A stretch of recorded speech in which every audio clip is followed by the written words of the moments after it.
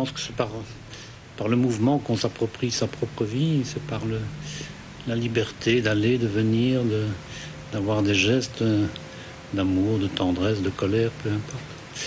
Et donc quand on est privé du mouvement, comme je le suis, et comme beaucoup d'autres personnes le sont, je pense que si on veut survivre, il faut réinventer le mouvement autrement.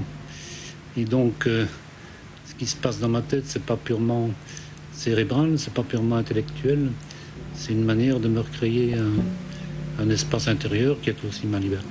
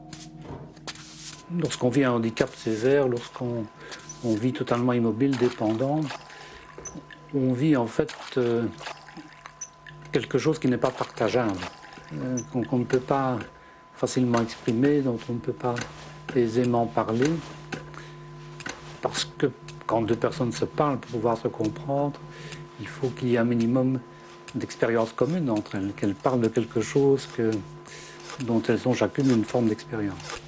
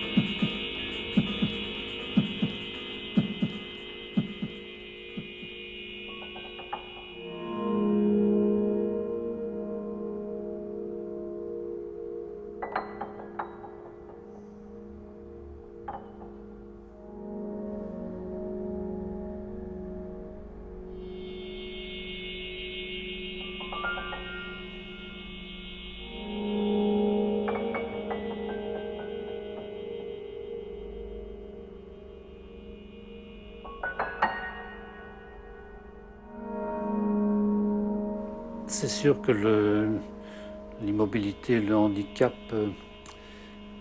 amène au constat et à l'acceptation progressive qu'il y a un certain nombre de choses qu'on ne peut pas faire.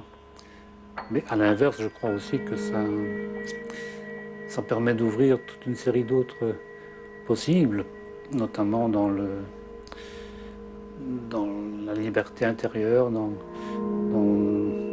l'espace intérieur, mais aussi dans la manière dont on peut entrer en contact, en relation avec les autres.